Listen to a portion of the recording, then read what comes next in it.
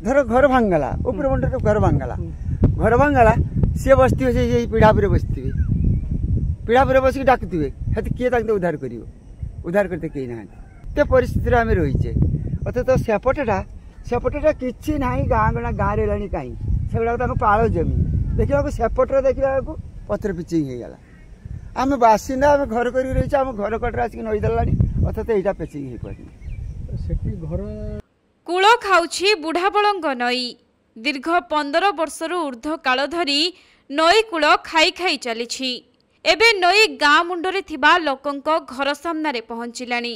बन्या पानी माडिले लोके बाहरी न पारी घरे एक प्रकार जलबंदी होई रहंती। वर्ष वर्ष धरी समस्यार समाधान पाई लोकमाने जिला प्रशासन को गुहारी कले मध्य सेमानंकु केवल प्रतिश्रुति मिलिछि। एपरि समस्या बहुल गाँ हेउछि बालेश्वर जिला सदर ब्लॉक अंतर्गत नुआपुर गाँ। तेबे वर्षा ऋतु एही अंचलवासी पालटि जाए अभिशाप। किछि वर्ष पूर्वरु नदी जेउ स्थान रे थिला कूल खाई खाई एबे लोकंको घर पाख माड़ी आसिलानी। फलरे लोकंको शह शह एकर चाष जमी नदी गर्भरे लीन होई सारिछि। परिस्थिति एपरि उपजिछि जे नदी पाखरु गाँर व्यवधान मात्र 500 मीटर रे आसी पहुंचिलानी। तेबे एही नदी कूलरे काहे केउ कालरु रही बास करि आसुथबा लोकमाने एबे नदी रे चाष जमी सहित घरद्वार मध्य भासी जिबार आशंका बुड़ी रहिछंती।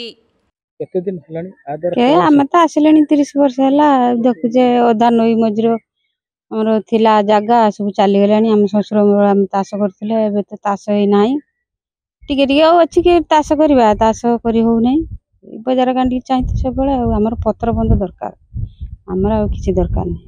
सेपटे जिला प्रशासन को समस्या संपर्क में जेते जणाइले भी सेमानंकु कोनोसी सुफल मिलु नाही। बारंबार जलसेचन विभाग पक्षरु सर्वे करा जाई पथर बंध निर्माण करा जिबार प्रतिश्रुति दिया जाइछि हेले ताहा कार्यकारी न हेबा फलरे लोकमाने एबे आस्था हराई बसिलेनी। आउ एबे आसीछि वर्षा ऋतु। आज भी एही अंचलर बहु स्थान रे घाई कुळमुकुळा होई पड़िछि। बन्या आसिले अंचलवासी किपरि परिस्थिति को मुकाबिला करिवे सेही चिंता समस्तंकु घारिछि। वर्षा होउची बन्या रे आसी पानी धो जाउची घर आउ एई वर्ष दिस खाइबो ताने बन्या हबो दिस घर द्वार चल जिवो ताने हम रहइबा केउठु पथर बंद दिस न हबो आ जागा भी चली गलानी हमर नई बोझी की हम चाष बास भी करि पारने चली पारने खाई पारने खटिबा खाइबा आ चाष बास करि पारछना जमी तो सब चली गला नई के आ चाष बास करि पारछना एरे मु आसला को 14-15 वर्ष हे गलान तांको मा आगुरु तांकर कहउतले नई हाई छाटी थिला मो आइबा कतरु नई हाई छाटी थिला नई हाई केते वाट थिला नई मु आसिला को नई धरि गलानी घर पाख। अन्यपटे सदर विधायक मानस कुमार दत्त बुआल एवं बइंचा पंचायतर नुआपुर सिंधिया बेलबारिया कुड़िया और पारिकुल इत्यादि अंचल बुली देखिबा सह जलसेचन विभागर अधीक्षण जंत्रींक सह नदीकूल सुरक्षा संपर्क में आलोचना करिसेंती एवं दीर्घमियादी योजना प्रस्तुत करिबा पई विभागीय अधिकारी को निर्देश दैछंती।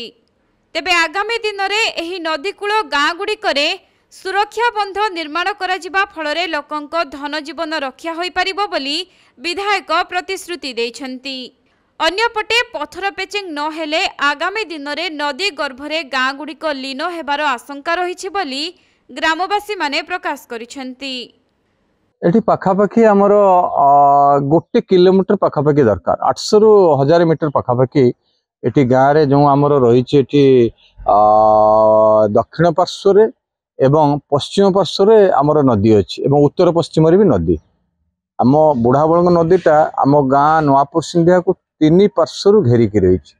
गत 25 वर्ष धरिकी एठी बारंबार प्रशासन को सेतेबेले जो बिजु जनता दलर जे विधायक थिले तांको एवं तांकर एमपी को बारंबार कहवा सत्य मध्य एठी गोटे भी पत्थर बंध हो पारला ना जहाँ फल कि क्रमागत भावे प्रतिवर्ष बन्या रे बुढ़ाबलंग गर्भरे गाँ रु 100 एकर चली गलानी।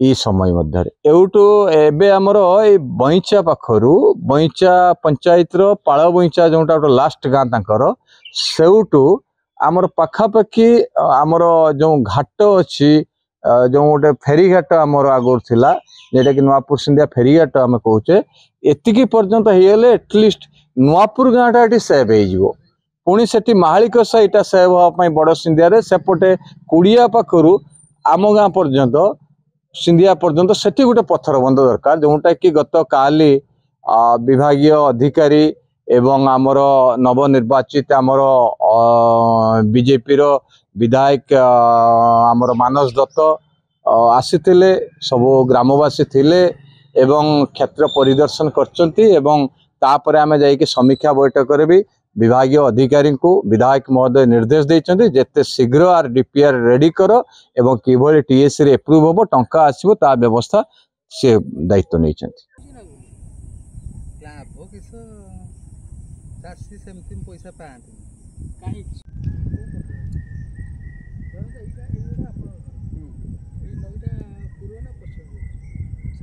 सामना पटे दक्षिण दक्षिण बालेश्वरରୁ प्रसंजित सेठीଙ୍କ रिपोर्ट कोणार्क लाइव।